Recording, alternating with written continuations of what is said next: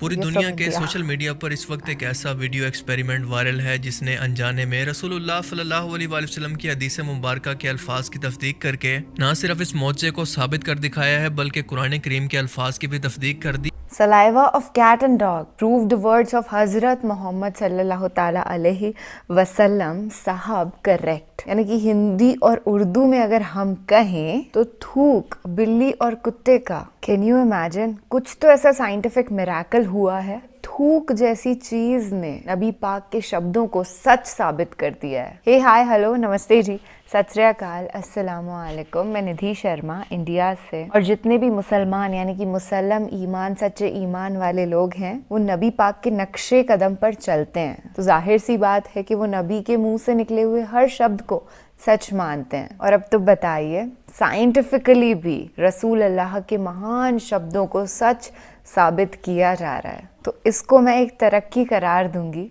और बिना किसी देरी के इस वीडियो को सुनना चाहूंगी, क्योंकि ये टाइटल सुन के बड़ा अतरंगी लगता है ना कि ऐसा कैसे हो सकता है, पर ये हुआ है और हम ये विटनेस करने जा रहे हैं। अस्सलाम वालेकुम दोस्तों, वालेकुम सलाम। मेरा नाम है असीब शफकत और आप देख रहे हैं हसी टीवी।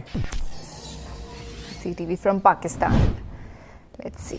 पूरी दुनिया के सोशल मीडिया पर इस वक्त एक ऐसा वीडियो एक्सपेरिमेंट वायरल है जिसने अनजाने में रसूलुल्लाह सल्लल्लाहु अलैहि वसल्लम की हदीस मुबारका के अल्फाज की तस्दीक करके न सिर्फ इस मौजे को साबित कर दिखाया है बल्कि कुरान करीम के अल्फाज की भी तस्दीक कर दी और साबित कर दिया है कि इस्लाम एक सच्चा दीन है। अल्लाह के अल्फाज कभी गलत नहीं हो सकते। फिर चाहे आज की मॉडर्न मेडिकल साइंस इसे 1400 साल के बाद ही साबित क्यों ना करे।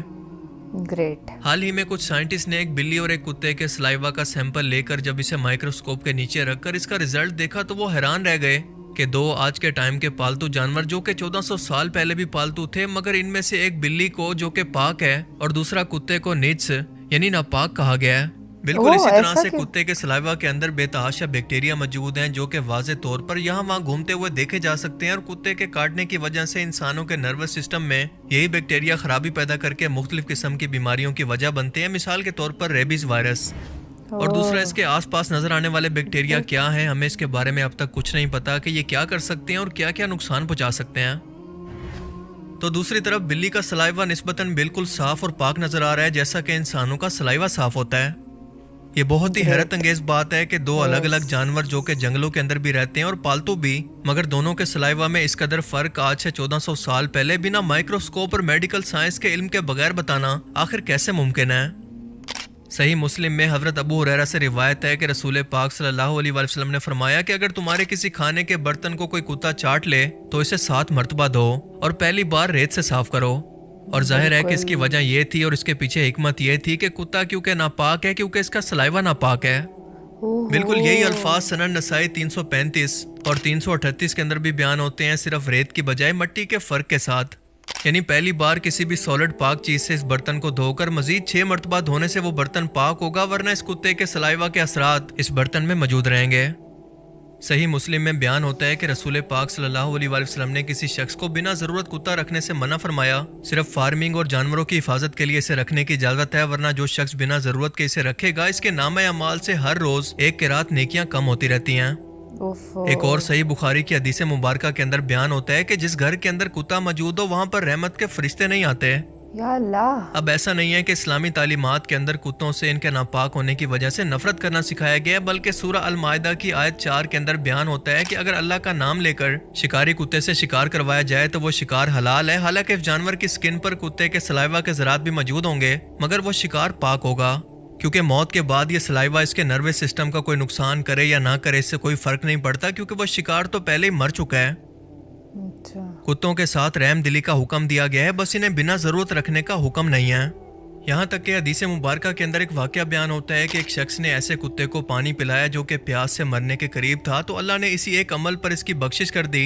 असहाबे कहफ के कुत्ते का खास तौर पर वफादारी की सूरत में जिक्र किया और ये कुत्ता भी फार्मिंग के लिए पाला गया था, कोई जंगली नहीं था।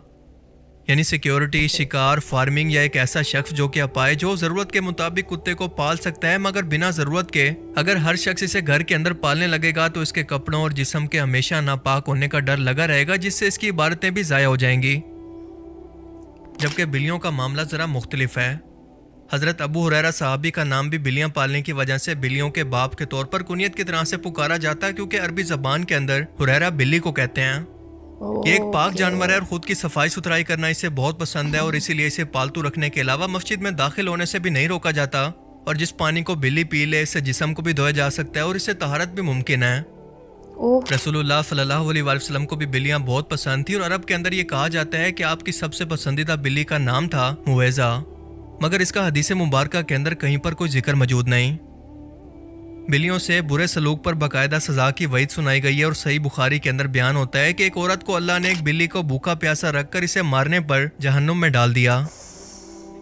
इस्लाम में तमाम जानवरों के हकूक के साथ साथ इनसे प्यार और मोहब्बत का सलूक करने का हुक्म दिया गया है, मगर कुत्ते और बिल्ली की मुख्तलिफ आदतों और सफाई पसंद होने और ना होने की वजह से इनके पाक और नापाक होने की हिकमत हमें आज समझ में आती है। अल्लाह ताला हमें समझने की और नेक अमल करने की तौफीक अता फरमाए, आमीन। सुम्मा आमीन। ओ माय गॉड, ऐसा लगा ये वीडियो अभी तो स्टार्ट हुआ था, ऐसे कैसे खत्म हो सकता है। और आज मुझे पता चल गया कि बिल्ली को ही हुरैरा कहा जाता है, और मैंने ऐसा नाम सुना है अबू हुरैरा करके। I find that cute. And अब जो साइंटिफिक रिजल्ट्स हैं उनको तो हम झुटला नहीं सकते, क्योंकि काफी लोग इस चीज के अगेंस्ट खड़े हो जाएंगे, क्योंकि दुनिया is filled with dog lovers, जो कि बहुत अच्छी बात है। पर ये तो एक साइंटिफिक फैक्ट हो गया कि जब भी कुत्ता अगर किसी चीज को लिक करेगा, चाटेगा, तो वो अशुद्ध हो जाने वाली है, क्योंकि उसमें इतना बैक्टीरिया प्रेजेंट है। You have to clean yourself. और यहीं पे अगर बिल्ली की बात करें हम, तो ऐसा नहीं है। ये कोई अंधविश्वास वाली बात तो हो ही नहीं सकती, क्योंकि हमारी साइंस ने, विज्ञान ने ये प्रूफ कर दिया है। So I love this video and I love both cat and dogs.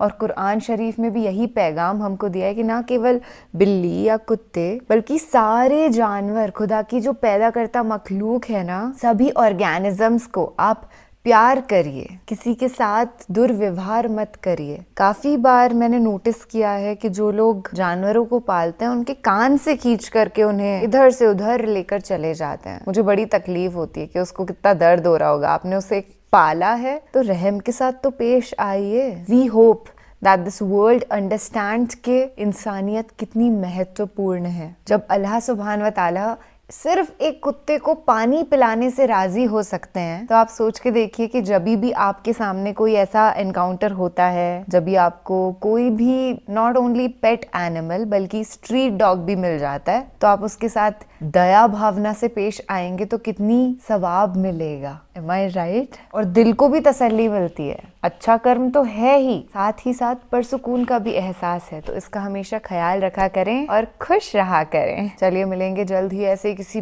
बेहतरीन वीडियो के साथ। तब तक के लिए मुस्कुराते रहना दोस्त, बड़ी जचती है ये मुस्कुराहट तुम पे। अल्लाह निगहबान, अल्लाह हाफिज।